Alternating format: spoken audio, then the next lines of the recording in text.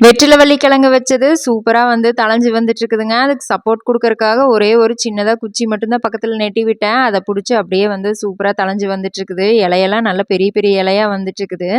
இது வந்து பார்த்தீங்கன்னா, கத்திரி விதையும், அதுக்கப்புறம் தக்காளி விதையும் போட்டு விட்டுருக்கேங்க. கத்திரி வந்து நார்மல் கத்திரி தான். விதை வாங்கிட்டு தான் வந்து போட்டோம். தக்காளி விதை வந்து ஏற்கனவே நம்மகிட்ட இருந்துச்சு. அத தான் போட்டு விட்டுருந்தேன்.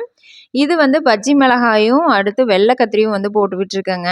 அது எல்லாமே வந்து நல்லா முளைச்சு வந்துருச்சு. இன்னும் கொஞ்சம் பெருசாச்சு அப்டின்னா எடுத்து வச்சிரலாம்.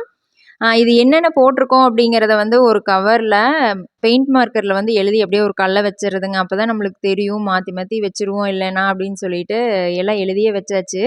இது வந்து பார்த்தீங்கன்னா, கருப்பு கத்திரியும், அதுக்கப்புறம் குண்டு மிளகாயும் விதை போட்டு விட்டுருந்தேங்க. மிளகா நாத்து எங்க இருக்குன்னு சொல்லிட்டு நம்ம தேடுற மாதிரி தான் இருக்கும். மிளகா ஒண்ணும் அந்த அளவு பெருசா வரல. பஜ்ஜி மிளகாயும் கூட வந்துருச்சு. குண்டு மிளகா வந்து வரலைங்க. குண்டு மிளகா நாத்தே நான் வாங்கிட்டு வந்து வச்சாச்சு. இது விதை போட்டது அந்த அளவு ஒண்ணும் பெருசா வரல.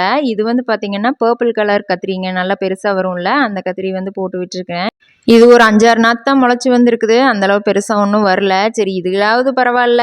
மீதியெல்லாம் பார்த்தீங்கன்னா, 1, 2ன்னு தான் நாத்து முளைச்சு வந்திருக்குது. இது வந்து கொத்து கத்திரிங்க. பச்சை கலர் கொத்து கத்திரின்னு சொல்லிட்டு விதை இருந்துச்சு. அத கொண்டு வந்து போட்டு விட்டேன். அது ஒரு 4, 5 எண்ணம் கூட முளைக்கல.